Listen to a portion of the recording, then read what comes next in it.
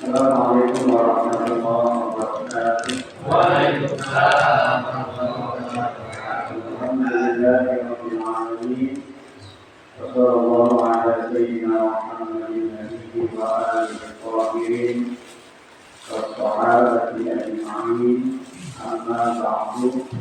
Subhanaka la ilma lana illa ma 'allamtana innaka antal 'alimul hakim. فقال رب اشرح لي صدري ويسر لي امري واحلل عقدة من لساني يفقهوا قولي اللهم ارزقنا علم النبيين وحفظ المرسلين والهام الملائكة المقربين. Yang kami hormati Ketua DKM Salam Salam Bapak Ibu beserta jajarannya.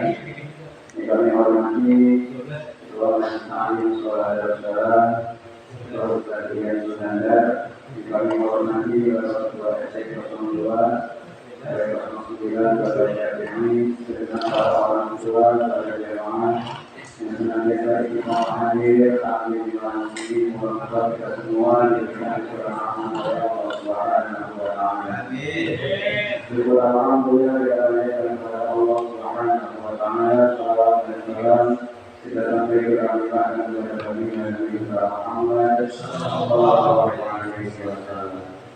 Pada hari ini kita mencoba membahas kitab fikih dari Syarah Fathul Qorib dikarang oleh Al-Allamah Syekh Muhammad bin Al-Sawazi Al-Nawawi Al-Fatih Qadi Abi Syuja Ahmad bin Husain Al-Asfahani. Semoga kita semua diberikan pemahaman oleh Allah Subhanahu wa Ta'ala dan berkahan kepada kita wasilah kepada negara para pemahaman kita ini. Ala hadhihi wa ala kulli min sallallahu khususan ila dzurriyyah. Amin. Wa ya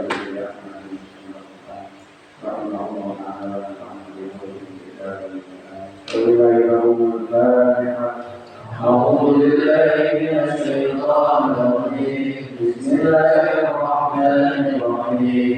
الحمد لله رب العالمين الرحمن الرحيم مالك يوم الدين. إياك نعبد وإياك نستعين. اهدنا الصراط المستقيم صراط الذين أنعمت عليهم المغضوب عليهم ولا الضالين. آمين. رب اغفر لنا ولوالدينا آمين. Alhamdulillah Bapak bermain dengan Allah Subhanahu wa Ta'ala.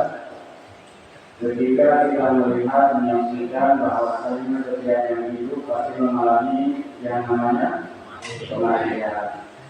Itu orang-orang yang sudah meninggal mendahului kita, ketika diberikan kesempatan untuk hidup, maka mereka akan meminta kepada Allah untuk memperbaiki daripada sholatnya. Maka demikian disebutkan hadis dari Nabi Sallallahu Alaihi Wasallam, awal ma yuhasabu bihi al-'abdu yawmal qiyamah as-shalah. Amal yang pertama kali dihisab oleh Allah Subhanahu wa Ta'ala ketika waktunya itu hari kiamat adalah tentang perkara sholat. Baik sholat sahih amal. Jika sholatnya baik semasa dia hidup, maka seluruh amalan yang dia lakukan dianggap baik oleh Allah Subhanahu wa Ta'ala. Baik pada syar'i amal. Tapi jika dalam kehidupannya selama diberikan kesempatan hidup, sholatnya rusak, seluruh amalan yang lainnya dianggap rusak di hadapan Allah Subhanahu wa Ta'ala. Jadi penentu amal kita baik atau tidaknya dilihat dari sholat. Sholat itu orang yang sholat itu pasti orang baik. Percaya nggak? Orang yang sholat itu pasti orang Tapi mengapa mereka setelah sholat kadang masih melakukan hal yang tidak baik?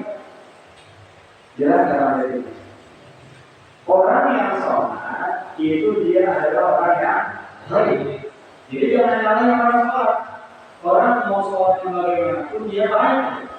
Tapi ketika setelah dia sholat melakukan kesalahan, melakukan ketidakkaitan, berarti mereka masih mengikuti daripada bisikan-bisikan iblis. Ya, beberapa minggu yang lalu sudah kita bahas di depan kita ada, masih ingat? Depan kita ada iblis, kanan kita ada nafsu, sebelah kiri hawa, belakang dunia. Anggota tubuh kita mengajak kepada kemaksiatan, dan di atas itu semua adalah Allah Subhanahu. Pertanyaan, kita sekarang sholat karena apa? Karena Allah. Sholat adalah kewajiban. Tapi berapa banyak orang sholat dia tidak mengetahui makna dari sholat. Sholat menurut bahasa artinya bacaan. Berarti dalam sholat harus ada bacaan yang dibaca. Secara istilah sholat itu aqwalun wa af'alun muftatahatun bil takbir wa muftatahatun bil taslim. Dalam kitab Fathul Muqarrib, dalam kitab Fathul Muqin disebutkan demikian. Sholat adalah segala perkara ucapan ataupun perbuatan yang diawali dengan takbiratul ihram dan diakhiri dengan salam. Itu yang disebut dengan sholat. Berarti dari sini kesimpulannya bisa kita ambil kesimpulan apa? Sholat itu kalau kita diam dari awal hingga akhir, sholat jadi apa? Sholat ya? Ada orang yang ngomong kita mau sholat yang penting berbuat baik, kan begitu ya? Sedangkan Allah sudah menjelaskan perantara lisan yang mulia dari Nabi Muhammad, berkata amal yang kita lakukan itu semuanya ditolak ukurnya daripada sholat. Jelas ya? Kalau kita pengen jadi orang baik, kita perlu sholat. Sholat menurut bahasa apa tadi Pak? Bacaan. Berarti harus ada bacaannya. Yang kedua menurut istilah perkara, gerakan atau ucapan yang diawali dengan takbir, diakhiri dengan salam. Sebelum kita masuk ke parti-partinya sholat, kita coba membahas tentang syarat wajibnya sholat. Syarat wajibnya sholat itu diwajibkannya hamba Allah untuk melaksanakan sholat itu ada 3. Kalau di luar ini berarti kita tidak wajib. Tapi kalau kita termasuk di antara 3 ini berarti kita wajib melakukan sholat. Yang pertama adalah al-Islam. Orang yang beragama diwajibkan untuk sholat. Agama kita sholat karena memang kalau kita Islam diwajibkan buat sholat. Boleh nggak sholat? Wala tajibus sholat, dan tidak diwajibkan sholat adalah kafir.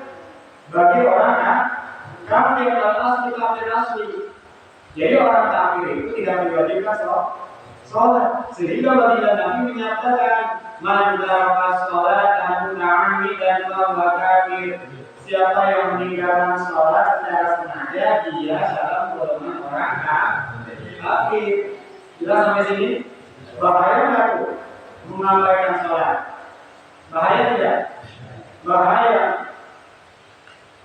Yang kedua, syarat diwajibkannya dia harus melaksanakan sholat al-bulu.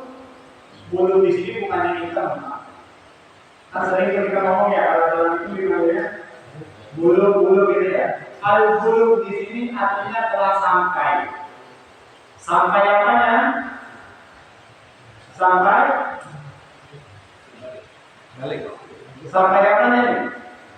Sampai orang itu mendapatkan peraturan. Kalau sudah sampai, jelas ya? Ada orang sekolah, anak sekolah berangkatnya telah dari rumah, dapat hukuman nggak dia? Tidak akan mendapat hukuman untuk anak sebelum dia sampai ke sekolah. Jelas nggak sampai sini? Bukan hukuman, bukan. Al-bulugh itu sampai ya, ada anak sekolah masuknya jam 7, dia datangnya baru berangkat dari rumah jam 8. Kena hukuman nggak dia? Tidak, dia tidak kena hukuman sebelum dia sampai. Jelas? Jadi nggak ada hukum kalau dia belum sampai. Laki-laki yang ada yang 7 tahun ya, diajarkan dia untuk sholat.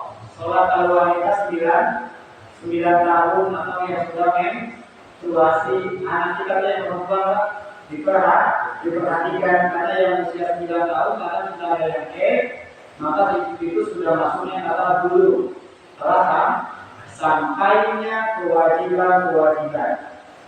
Terus yang ketiga, wata itu yang ketiga diwajibkannya dia sholat al-aqlu, kita memiliki akal, Pak. Memiliki akal kan? Berarti 3 ini kita masuk kategori ya. Yang pertama syarat wajibnya sholat, yang pertama kita agamanya berarti kita wajib. Yang kedua belum telah sampai atau telah balik. Atau identiknya dengan laki-laki udah mimpi apa? Mimpi basah. Mimpi yang jadi-jadian gitu. Ya, mimpi basah. Bahasanya begitu ya, mimpi. Yang ketiga berakal itu dia sudah bisa hebatnya itu takarannya dia sudah bisa makan sendiri, minum sendiri, mohon maaf, buang kotoran, membersihkannya pun dalam kondisi sendiri. Itu kategori balik. Itu ada balik belum? Ada yang makan kita mesti disuapin? Ada yang kalau kita buang kotoran kita di dicemokin sama orang, ada. Berarti kita semua masuk kategori kriteria wajib sholat. Lanjut. Wassalawatul masnunah, sholat itu ada yang disebut dengan sholat sunnah. Ada berapa sholat sunnah itu? Khamsun. Ada 5. Yang pertama al-idani, 2 sholat hari raya. Hukumnya jangan berbalik, Pak. Ada sholat sunnah, ada sholat wajib. Berapa banyak orang yang rela meninggalkan sholat subuh demi mendatangi sholat id? Betul nggak? Ayo, betul nggak? Betul. Dia rela meninggalkan sholat subuh yang wajib demi menghadirkan sholat id yang hukumnya sunnah. Ya, maka oleh karena itu saya kutip ucapan Musbah. Jika kamu memang tak percaya, kita bareng-bareng meninggalkan sholat id apa? Dibandingkan kita membiasakan meninggalkan sholat subuh, banyak yang demikian. Mati udah setengah 6. Biasanya kalau kafir kita menghadap dia, Pak. Siangan subuhnya setengah 6, mati langsung pakai baju baru berangkat. Subuh hukumnya sholat id. Loh, mengadakan yang sudah ninggalin yang wajib. Banyak yang kejadian. Banyak. Itu yang harus kita pikirkan. Kita harus bisa mana yang wajib, mana yang sunnah. Ya, sholat 2 hari raya hukumnya sunnah. Yang kedua, wal kusufani. Pernah sholat gerhana. Itu hukumnya sunnah. Gerhana matahari, ayo kami bikin pengurus DKM. Kita bikin sholat gerhana. Ada gerhana matahari, ada gerhana bulan. Kalau gerhananya matahari, namanya kusufus syamsi. Makanya kusufus syamsi. Kalau yang gerhana bulan, makanya wa kusuful qamari. Jadi ada sholat kusuf, ada sholat kusuf. Ada pakai kaf, ada pakai kho. Itu bedanya nanti di niat. Lalu sholatnya gerhana matahari berarti usolli sunatan kusufis syamsi. Makanya kaf. Tapi kalau gerhana bulan makanya kho. Kusufil qamari. Jelas ya? Pernah nanti ada yang lain? Di sini ada nggak waktu? Sholat gerhana. Cuma bacanya memang agak panjang. Ya, bacanya agak panjang. Yang ketiga, wal istisqa, salat pernah dengar? Salat meminta hujan. Ada satu kampung panas, sudah hujan-hujan. Dia berkumpul di lapangan mengadakan sholat, namanya sholat sunnah istisqa.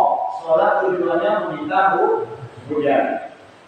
Wassunnah tabi'atul lil faraid, dan sholat sunnah yang mengikuti sholat fardu. Ada berapa? Ada berapa? Yang pertama tadi apa?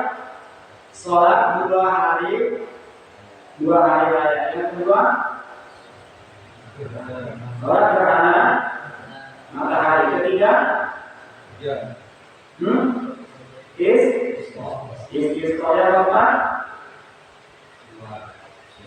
sholat sunnah yang mengikuti sholat fardu.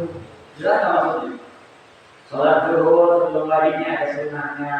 Sholat subuh sebelum wajib ada sunnahnya. Jelas tak sampai sini?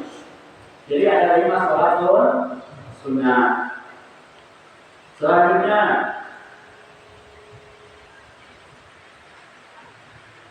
sholat sunnah yang mengikuti fardu itu jumlahnya ada 7. Mohon maaf, sholat sunnah yang mengikuti sholat fardu jumlahnya ada 17. Jumlahnya ada 17. Kita sholat hari semalam yang wajib berapa? 5, 4, berapa? 4, 2, 3. Ya kan? 2, 4, 4, 3, 4 kan gitu ya? Benar tak? 2, 4, 3, 4. Subuh, zuhur, asar, maghrib, isya. Berapa kali? 17 rakaat. Dan sholat yang mengikuti itu pun ada 17 rakaat. Rakaat al-fajri nanti mesti kita bahas. Ada hadis dari Nabi Sallallahu Alaihi Wasallam, rakaat al-fajri khairun minad dunya wa ma fiha. 2 rakaat fajar yang kita laksanakan sebelum melaksanakan wajibnya subuh itu lebih baik daripada dunia dan seisinya. Tapi banyak orang salah kaprah. Apa salah kaprahnya? Azan udah lewat 15 menit dia baru datang. Pas kita mau koma, tunggu, kita mau sholat sunnah. Tahu waktu tamat sholat sunnah mau beli dulu? Kita tahu. Tapi ada kategori kriteria yang harus dia laksanakan. Jangan sampai ada nungguin yang sunnah yang wajibnya terbengkalai. Jelas sampai sini, Pak? Kalau kita pengen dapat sholat sunnah qobliyah subuh, berarti datangnya lebih awal.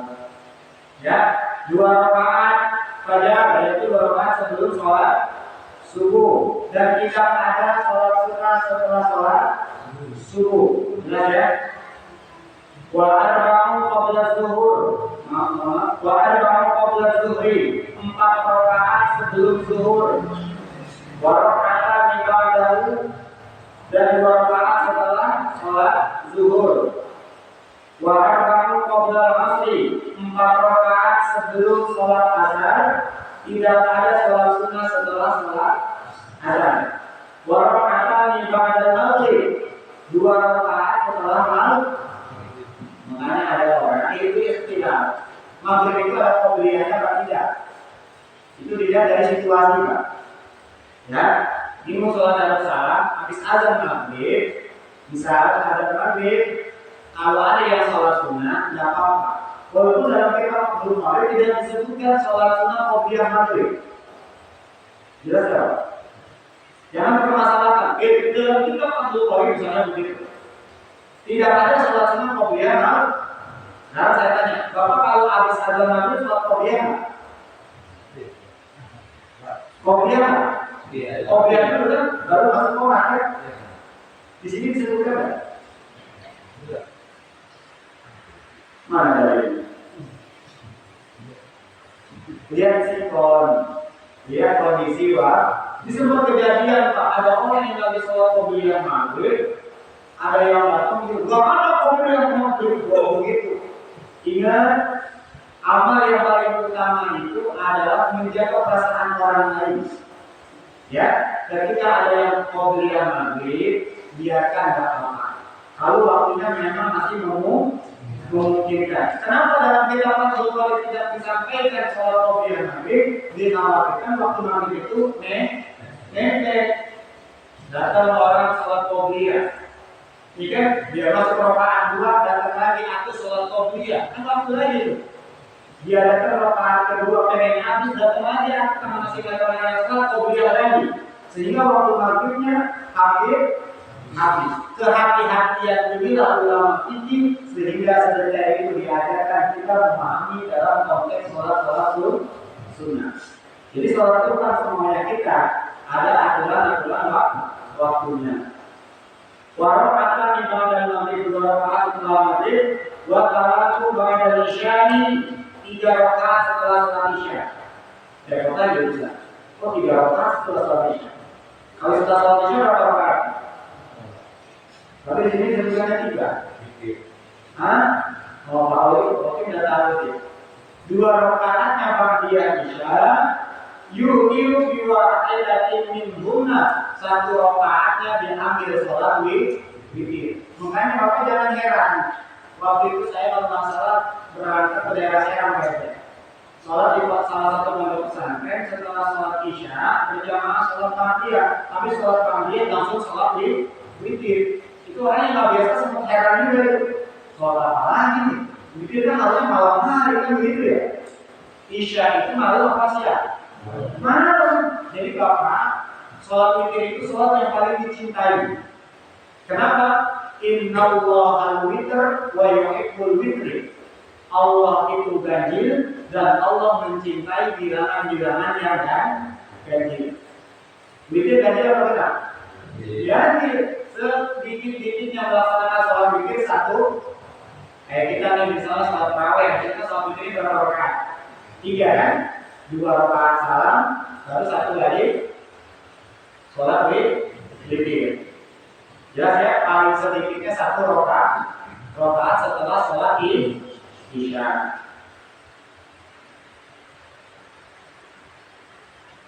Nah ini kalau Ramadan karena kita bertanya, boleh nggak sih kita sholat witirnya di rumah?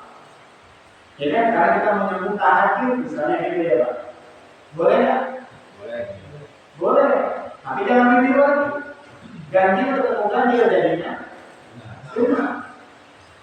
Sholat di masjid jamaah witirnya 3.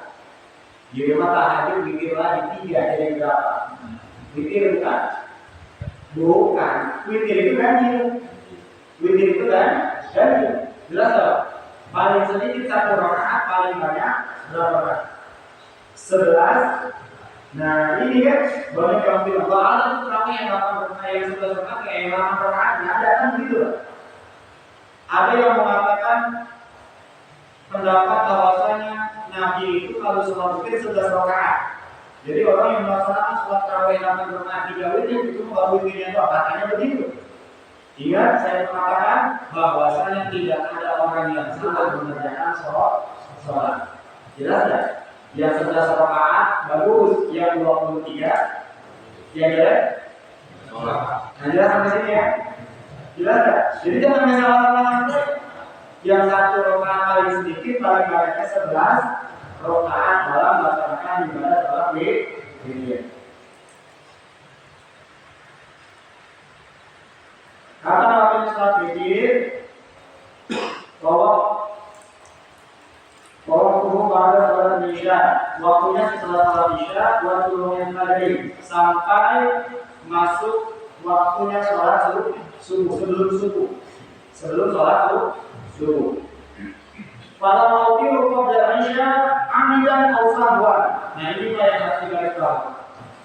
Orang itu saking rajinnya, dia mengetahui witir itu utamanya luar biasa. Dia sholat witir tapi belum sholat isya.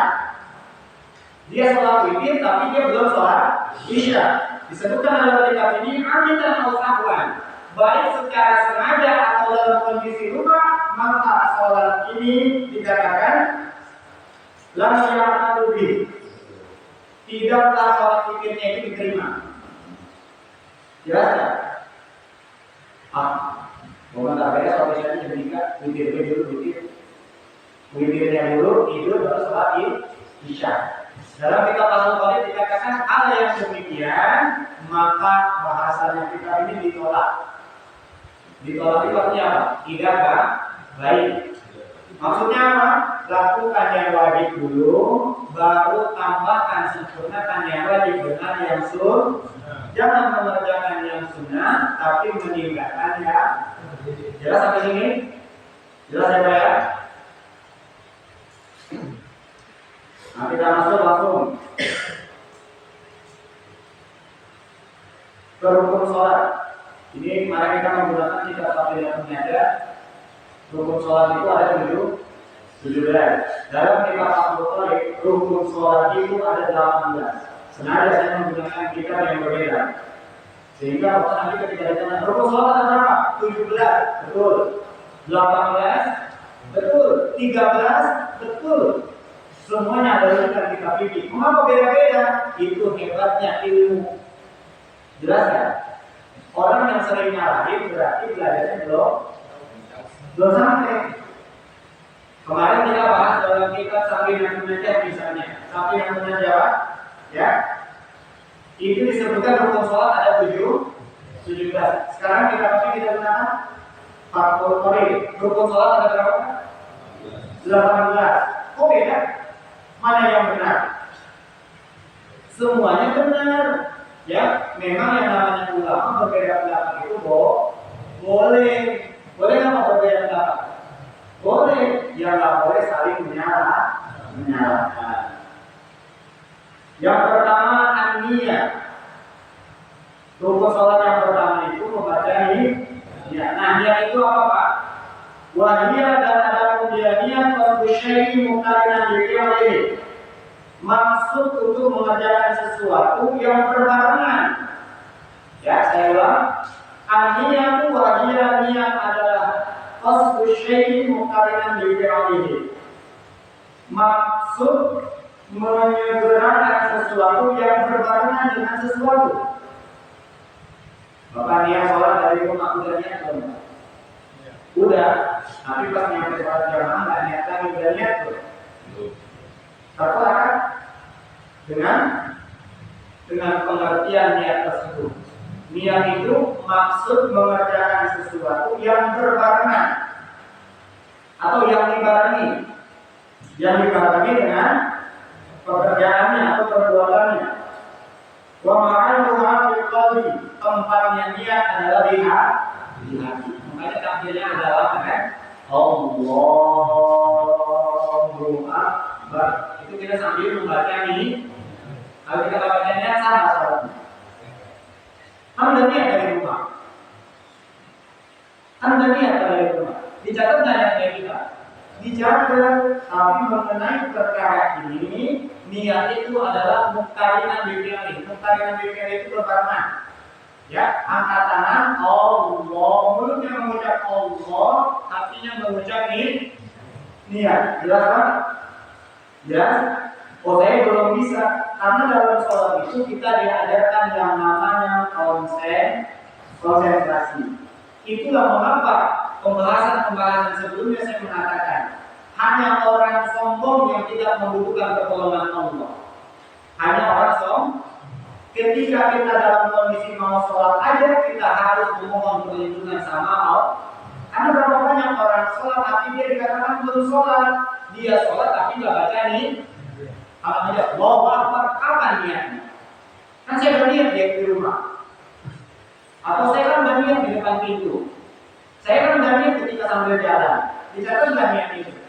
Dicatat, tapi ketika kita akan mengerjakan sholat, takbiratul ihram itu harus dibarengi dengan ini. Lafaz takbir diucapkan pada lisan, Allah, hati mengucapkan sahaja aku niat sholat Isya misalnya 4 rakaat makmuman karena Allah Ta'ala. selesai. Selesai Pak, selesai juga nih. Ya, kalau niatnya belum selesai, jangan Pak. Allahu Akbar. Ya, selesai ya. Watani yang kedua, al-qiyam ma'al qudrah. Berdiri bagi yang mampu. Bapak sambut berdiri, sholatnya posisi berdiri bagus. Di pertengahan jalan, Bapak ketika ada sholat berdiri, tiba-tiba kaki terasakan. Ya, boleh langsung duduk apa enggak? Boleh langsung duduk apa enggak? Misalnya kita tahu nih kondisi kita kurang sehat kalau berdiri, ada suka sempoyongan. Kita sholatnya sambil duduk biasanya itu di masjid atau di musola disediakan tempat duduk Pak. Tempat duduk yang buat duduk bukan kursi begini ya, duduk yang apa ya kayak dua roda, duduknya segitu Pak. Boleh nggak duduk? Tapi lebih utamanya berarti bagi yang mampu. Aku punya baik sholat sambil duduk, boleh nggak? Hah? Dia mampu berdiri, tapi mau nyobain sholat duduk, boleh nggak? Nggak boleh. Kalau lagi belajar boleh Pak. Tapi mempraktekannya tidak boleh. Jelas? Kenapa kamu sholat duduk? Kan sholat duduk juga boleh. Tapi ingat harus ada sebabnya. Apa sebabnya? Tidak mampu. Apa yang menyebabkan saya tidak mampu? Harus diri kelamaan. Apa namanya? Pusing misalnya gitu ya. Sehingga yang duduk itu boleh. Tapi kalau ada duduk maka tidak diperbolehkan. Yang keberapa ini Pak? Yang berapa? Baru. Yang ketiga, takbiratul ihram. Nah, takbiratul ihram punya apa? Takbiratul ihram punya wajib. Allahu Akbar. Itu wajib. Allahu Akbar pertama itu hukumnya Pak. Kalau Bapak nggak nyebut itu, sama sholatnya. Enggak. Karena takbiratul ihram hukumnya wajib. Yang keempat, qiraatul Fatihah, membaca surah Al-Fatihah. Ini perhatikan ya Pak. Dalam kitab Al-Bukhari disebutkan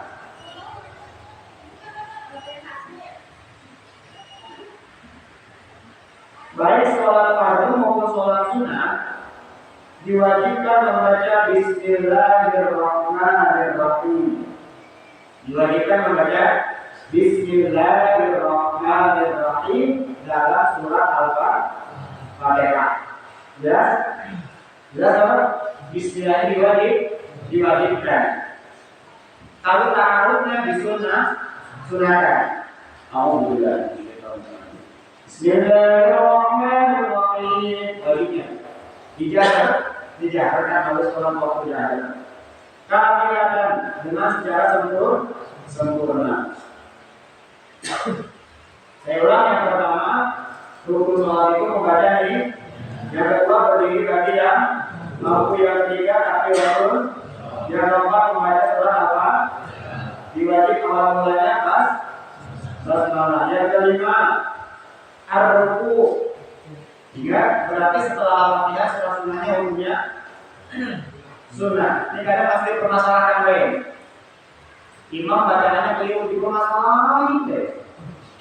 Yang namanya manusia punya sifat lupa. Wajib al-insan memahal khata wal nisyan. Manusia tempatnya lupa dan salah.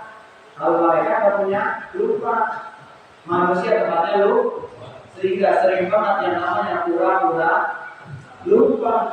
Apalagi tidak ternyempol ya. Biasanya itu langsung ya, lupanya langsung deh gitu ya. Ya, jadi hukum membaca surat pendek setelah Fatihah hukumnya sunnah.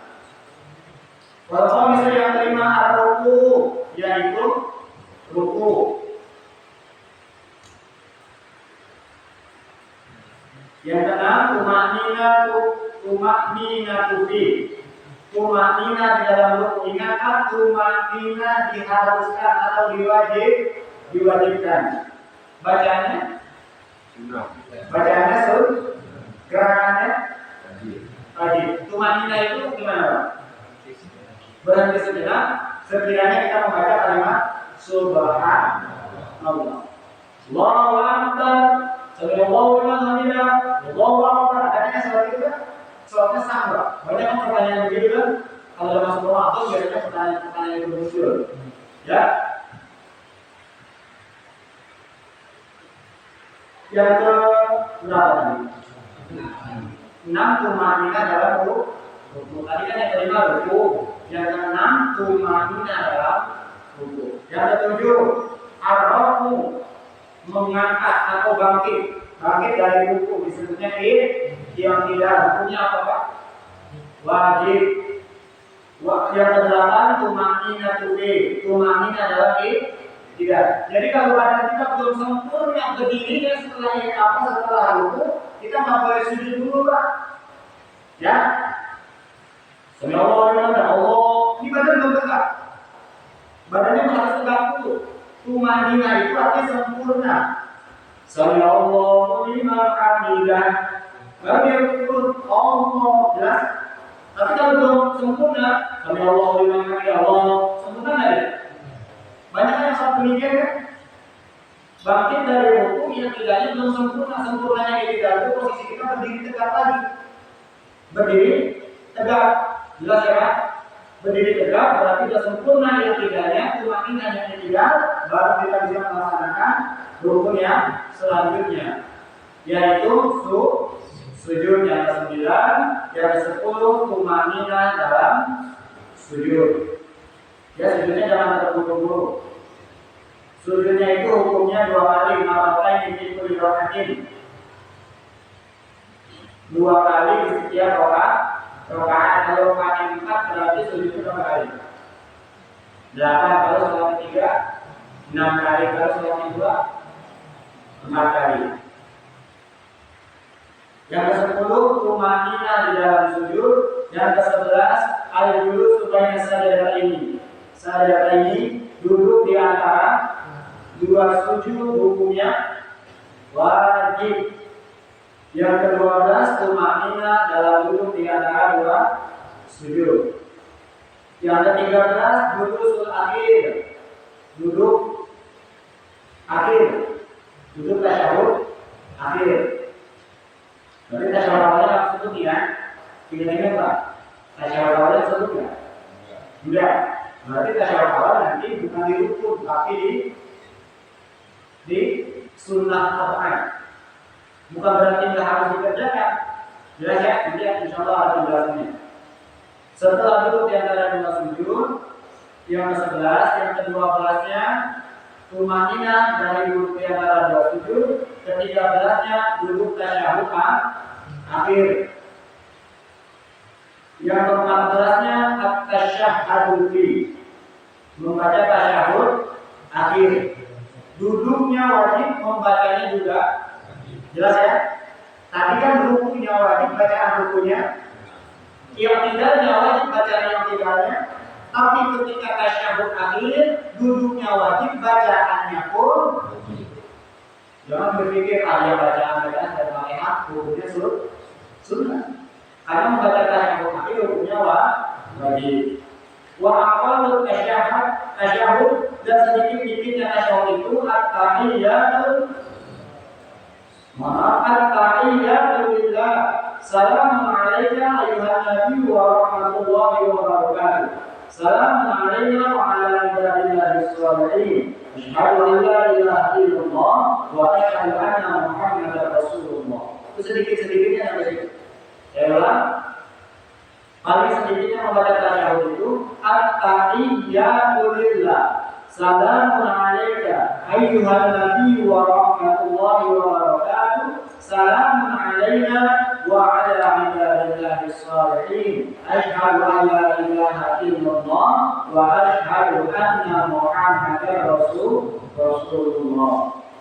Wa aqallu tasyahud dan sempurnanya membaca tasyahud at-tahiyyatul mubarakatus shalawatut thayyibatu lillah. Assalamu alayka ayyuhan nabiyyu wa rahmatullahi wa barakatuh. Assalamu alayna wa ala ibadillahis shalihin. Asyhadu an la ilaha illallah wa asyhadu anna Muhammadar Rasulullah. Itu sempurnanya. Jadi mau baca pendek boleh, baca panjang jadi kasih ringkasan panjang boleh, pendek boleh. Jadi jangan bingung lagi. Ada yang baca at-tahiyatu lillah, enggak begitu. At-tahiyatu barakatuh shalawatu thayyibatu lillah, itu bagus. Memang yang sempurna itu jauh lebih bagus. Tapi kalau dia baca at-tahiyatu lillah, berarti dia ngambil yang sing. Boleh kan? Banyak perbedaan enggak? Banyak, tapi permasalahan ada enggak? Tidak ada. Ya, jadi kalau dia baca at-tahiyatu lillah, berarti dia menggunakan tasyahud akhir yang ringkasannya sing. Kalau dia baca at-tahiyatu mubarakatuh shalawatu thayyibatu lillah, berarti dia pakai tasyahud akhirnya variasi kan utama yang mana? Kita kalau dikasih rezeki pengennya banyak apa dikit? Banyak apa dikit? Yang banyak kan? Sehingga tasyahudnya pilih saya yang panjang. Kayaknya memang apa yang panjang ya? Dan mereka bermanfaat. Yang ke-15, as-salatu ala Nabi sallallahu alaihi wasallam, membaca salawat kepada Nabi dan Nabi sallallahu alaihi wasallam di dalam tasyahud akhir. Tadi sampai asyhadu an la ilaha illallah wa asyhadu anna Muhammadar Rasulullah. Terus salam dia, batal enggak salatnya? Batal. Karena membaca salawat termasuk rukun salat. Asyhadu an la ilaha illallah wa asyhadu anna Muhammadar Rasulullah. Assalamualaikum. Apa rukunnya belum sempurna? Apa rukun salatnya? As-salatu ala Nabi sallallahu alaihi wasallam. Membaca salawat kepada baginda Nabi sallallahu alaihi wasallam di dalam tasyahud akhir. Allahumma shalli ala aqalus salat ala Nabi, dan sedikitnya salawat Allahumma shalli ala Muhammad boleh. Ya kan? Kita bisa dibaca itu. Asyhadu an la ilaha illallah wa asyhadu anna Muhammadar Rasulullah. Allahumma shalli ala Muhammad. Assalamualaikum warahmatullahi wabarakatuh. Sah. Nah, sudah sempurna. Walaupun salawatnya kita ambil variasi yang pendek. Kembali lagi, pengennya banyak apa yang dikit. Kalau terkasih ya banyak kan? Berarti pakai nada panjangan dikit. Wasadisu asyara, dan yang ke-16 at-taslimatul ula. Hukumnya wajib mengucapkan salam yang pertama atau salam yang ke kanan. Wa aqalluhu, dan sedikitnya salam assalamu alaikum. Jadi kalau imam baca begitu boleh assalamu alaikum. Itu sedikit-sedikitnya salam. Tapi wa akmaluhu salam, dan sempurnanya salam assalamu alaikum warahmatullah. Wabarakatuh jangan. Kalau wabarakatuh dibaca saat jenazah bukan sempurna. Imam sholat isya Bismillahirrahmanirrahim. Assalamualaikum warahmatullahi wabarakatuh. Mau bingung di sholat isya apa sholat jenazah? Ya, sedikitnya salam assalamualaikum. Sempurnanya salam assalamualaikum warahmatullahi. Itu di dalam sholat jelas. Wabarakatuhnya nanti sempurna di bacaan sholat jenazah. Sama-sama sholatnya, tapi kaifiatnya berbeda. Jelas ya? Marrataini, 2 kali.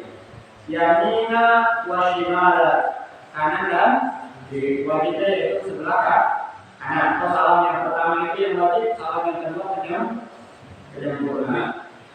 Wasabi wa masyarakat, ini Pak yang membedakan di dalam kitab fikih yang lainnya hebatnya kita patut tahu. Yang ke-17, niyatul khuruj minas shalah. Ketika kita salam, kita niat dalam hati untuk keluar daripada sholat. Saya niat keluar daripada ini sholat. Hah? Pamit, bahkan gitu. Yang pertama kita niat, di ujung pun dalam kita kalau kudu membaca niat apa keluar daripada saya niat selesai mengerjakan sholat. Ada nggak yang baca demikian? Ada nggak? Hah? Assalamualaikum warahmatullahi wabarakatuh. Assalamualaikum warahmatullahi wabarakatuh.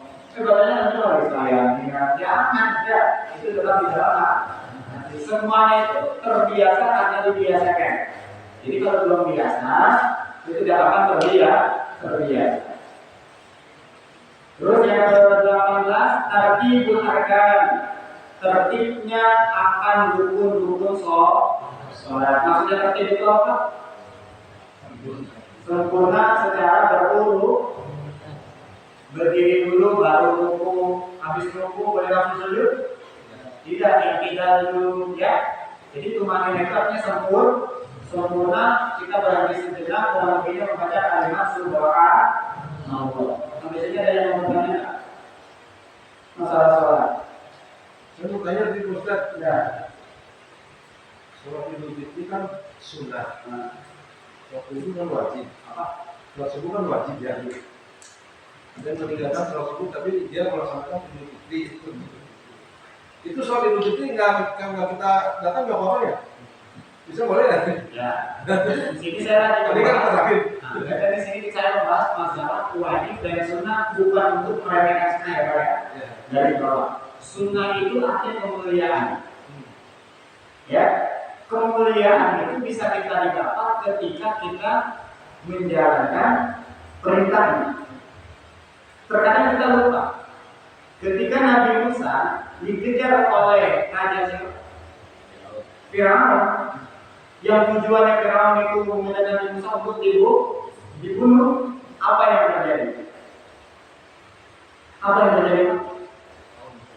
Nah, Nabi Musa megang tongkat, ya kan? Lalu apa yang terjadi? Nabi Musa memukulkan tongkatnya ke lautan, lalu lautan itu kan gitu riwayatnya yang kita tahu ya. Tapi fokus sama sejarah selanjutnya. Setelah Nabi Musa berhasil melewati lautan yang terbelah itu dengan tongkatnya, ketika Nabi Musa sampai ke tujuan, dipukulkan kembali tongkatnya. Itu lautan masih terbelah, belum kembali itu. Apa yang menyebabkan?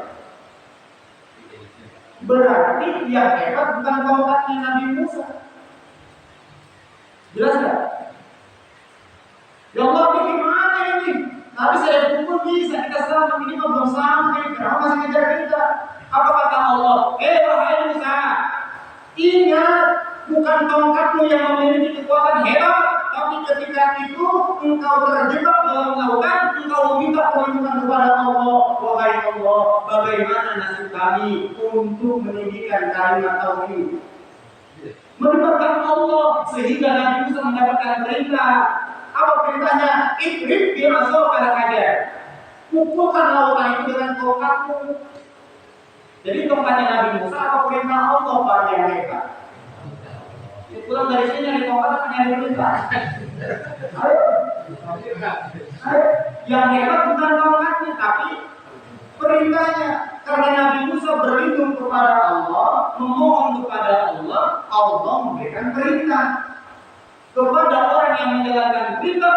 Di situ karunia, di situ mukjizat Nabi Musa diberikan, yaitu tongkat yang bisa membelah. Coba kita bawa tongkat kali, kayaknya berapa begitu ini terus, ya kan? Bisa nggak kira-kira? Iya, bisa. Bisa apa ya? Jadi yang hebat siapa? Perintah Allah. Wajib itu kan perintah, sunnah itu sempurnakan. Maksudnya jalankan perintah Allah dan sempurnakan dengan sunnah-sunnahnya. Ya, Dua-duanya lakuin. sholat subuhnya dikerjakan, sholat idnya laksanakan. Ya, ini kadang-kadang kita repot. Baru yang malam kita haram. Ya, karena kalau bapak hadir dalam Idul Fitri itu pasti pakainya baru semua. Ya kan? Ada yang bilangnya belum dicopot. Ya, ada yang kelihatan gitu ya. Ada gitu ya. Ada yang gitu ya. Pokoknya semua baru sehingga dia lupa. Laisa lain bukanlah diri yang memiliki pakaian baru. Tapi ini yang disebutkan adalah keimanan yang pertama. Maksudnya keimanan pertama itu apa? Bukan lantaran baju baru dia meninggalkan kewajiban. Jelas nggak sampai sini? Ya, wajib itu kudu, sunnah itu artinya boleh dikerjakan berpahala, ditinggalkan tidak berdosa. Jelas ya Pak? Ada lagi? Terus yang kedua Pak, Oh ya. kita kan misalnya sholat makmum nih, kita ketinggalan 1 rakaat. Sholat maghrib itu 3 rakaat nih, kita datang pas 2 rakaat ya. Jadi kita ke rakaat kedua itu kan tahiyat ya. Kita apa mengikuti tahiyat biasa apa gimana ya? Kalau itu saya tahiyat kan kita ngikutin tahiyat akhir sampai akhir itu gimana? Yang ketiganya itu, sedangkan kita baru 2 rakaat. Jadi sudah disampaikan. Sedikit-dikitnya membaca tasyahud itu apa tadi? Ada ilaha illallah. Ya, sampai asyhadu an la ilaha illallah wa asyhadu anna Muhammadar Rasulullah. Daripada kita menerima lama gitu kan? Daripada kita membunuh depan ada bacaan, tulisan bacaan di bagiannya dibaca, ya kan? Gimana cara kita fokus begitu aja? Ya kan, boleh nggak? Boleh aja. Jadi kita ngikutin tahiyat akhirnya bacanya gitu loh. Ya kalau misalnya kita untuk menjaga kefokusan, tapi jangan dibaca sampai habis dan niatnya jangan untuk mengakhirkan sholat. Kalau niatnya untuk mengakhirkan sholat berarti berapa imam salam kita selesai sholat. Jelas nggak?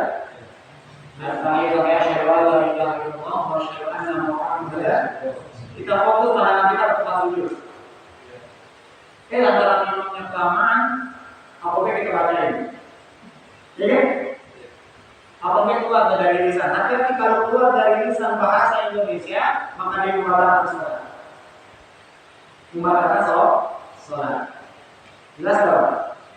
Kalau yang keluar dari lisan bahasa Indonesia, ya. Tapi kalau bahasa Arab masih dimaklum. Kayak misalnya sujud, kalau sujud ada bacaan itu, doanya pakai bahasa Arab kalau dikeluarkan, tapi kalau mau bahasa Indonesia bacanya dalam hati. Ya Allah panjangkan dan mulut hati. Pakai bahasa Indonesia dalam kondisi sujud dalam hati. Jelas ya Pak ya? Tasyahud awal sampai asyhadu an la ilaha illallah wa asyhadu anna Muhammadar mengatakan Allahumma sholli ala sayyidina Muhammad wa ala ali sayyidina. Oh berarti Bapak ini ukurnya ini imam tahiyat akhir, saya tahiyat awal, bacanya jangan ekspres, bacanya agak santai. Ya, sehingga dia imam sampai selesai kita setuju sampai di situ. Jelas nggak? Jelas ya. Tapi jangan pakai ilang-ilang ya. Untuk melanjuti pertanyaan Pak Iwanda, kita bangunnya itu setelah salam kedua atau salam pertama di salam ya? Selesainya sholat kan? Salam yang pertama. Tapi kan dalam sholat kita diajarkan ada kan? Selesaikan dulu. Fa'idha qalat famshol wa ila rabbika. Selesaikan satu urusanmu, baru kamu urusin perkara yang lain. Jelas nggak? Assalamualaikum warahmatullahi wabarakatuh. Kita berdiri itu tidak apa-apa, karena salamnya sudah selesai. Nah salam kedua-duanya hukumnya sunnah. Yang kita ikuti yang wajib apa yang sunnah? Yang wajibnya. Jelas ya Pak? Jadi boleh kita assalamualaikum warahmatullahi wabarakatuh. Tapi kan khawatir, ya nanti kita rekamannya tungguin dulu bentar. Selesai baru kita bangkit lagi. Nggak apa-apa. Nggak apa-apa. Mau salam yang pertama dia berdiri, nggak apa-apa. Salam yang kedua dia berdiri. Yang nggak boleh sampai wirid selesai dia nggak berdiri. Ya. Nggak hafal. Ya nggak hafal. Ada lagi? Saya Ya. Yang itu apa? Yang kalau sudah itu atau bisa yang salamnya menggunakan assalamualaikum warahmatullahi wabarakatuh, itu melalui hari sholat. Dia mengucapkan salam assalamualaikum warahmatullahi wabarakatuh, dia berjamaah. Imamnya itu mengucapkan seperti itu mempengaruhi jamaah sholat, membatalkan. Selagi ucapannya itu tergerak di dalam kaidah ketentuan-ketentuan, maka sebenarnya tidak membatalkan sholat. Tapi ada kekhawatiran yang mana makmumnya kalau merasa nyaman. Lu gimana sholat umum terbiasa sudah berdoa dari sana kalau sholat assalamualaikum warahmatullahi wabarakatuh gitu. Jadi artinya kenyamanan makmum itu dijaga oleh seorang imam. Walaupun diprioritaskan, itu kan ada perbedaan gitu. Khawatir jangan mikir ini sholat zuhur, apa sholat jenazah kan gitu. Ya, assalamualaikum sedikitnya salam. Setelah sempurnanya salam dengan sholat, assalamualaikum warahmatullahi wabarakatuh. Jelas ya? Ada lagi? Saat kita membaca salam akhir, itu kita niat mau keluar dari sholat subuh, itu dibarengi salam dalam arti seperti kita niat awal atau salam dulu baru niat. Oke. Salam yang kedua hukumnya apa Pak? Sunnah. Kalau salam yang pertama, apakah salam yang kedua? Sah salatnya. Sah.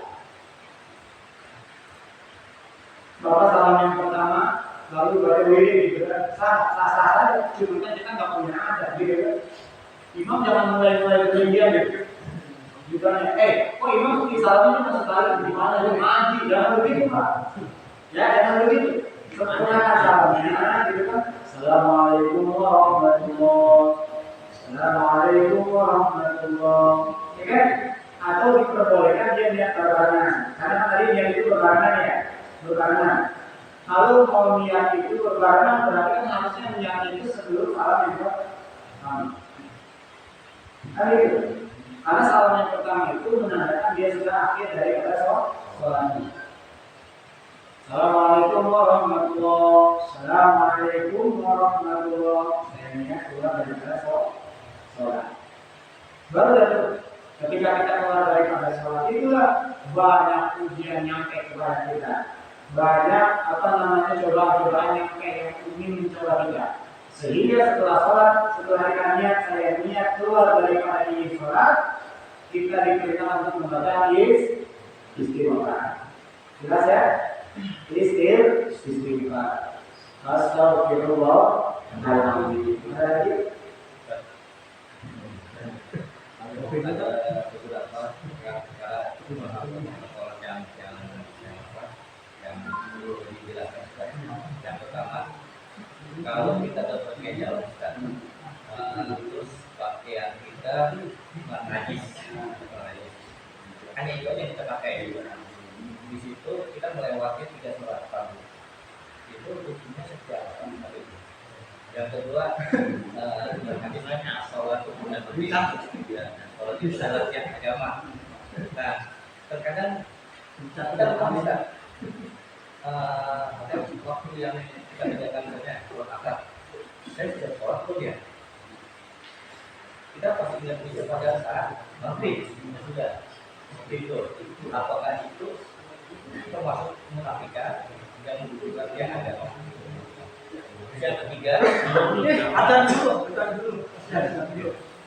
ketiga kita ketika fokus kita pada takbiran niat kita. Kita mungkin kadang-kadang kita tidak fokuskan sampai 3 kali kita lihat itu kita apakah menunjukkan atau kita melakukan. Jadi 4 ya. Ketika kita sedang dalam perjalanan berarti kita musafir. Orang yang dalam keadaan musafir mendapatkan rukhsah. Apa itu rukhsah? Ya. Kita lagi tidak bersalam kumpul di sini, ngopi di sini, zuhur sama asar kita jamak boleh nggak? Nggak boleh karena ada udzur. Tapi kita usahakan diperbolehkan selagi jaraknya kurang lebih 80 km. Nah dalam perjalanan itu pakaian kita cuma satu, itu pun kena najis, sehingga kita meninggalkan di waktu sholat. Maka jawabannya, kalau jawaban orang itu daripada dua sholat dari dua najis ini rumah sholat, ya kan? Sebelum berangkat, pahami mana arah dasar pada sekarang. Siapa yang mengetahui dia akan berpergian jauh, maka harus dipersiapkan. Paham nggak maksudnya?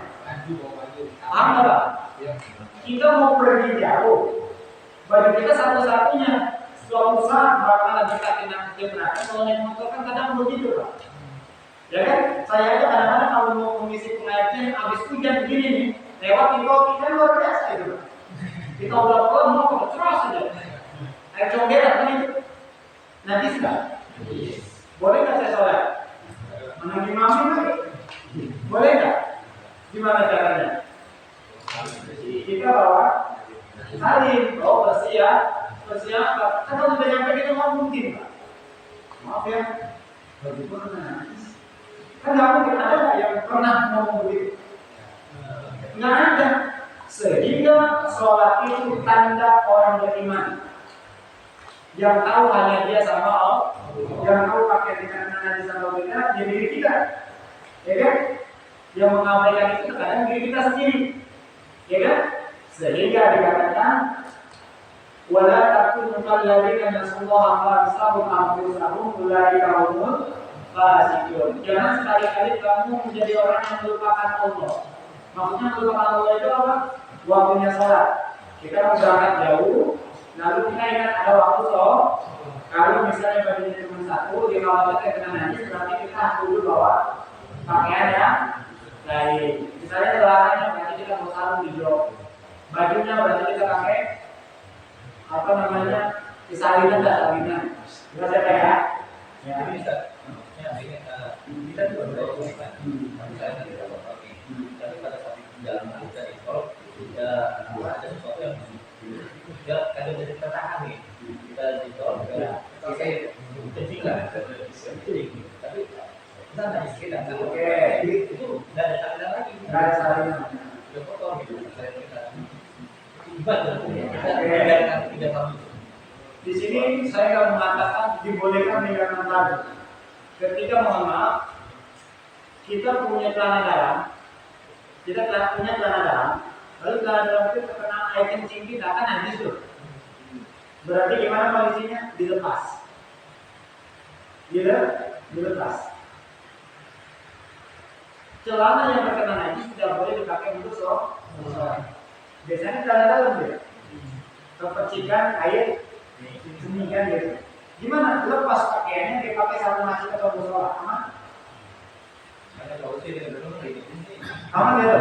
Aman ya? Kan yang najis celana dalamnya, ya kan? Dibuka. Karena yang najis itu tidak bisa digunakan untuk sholat.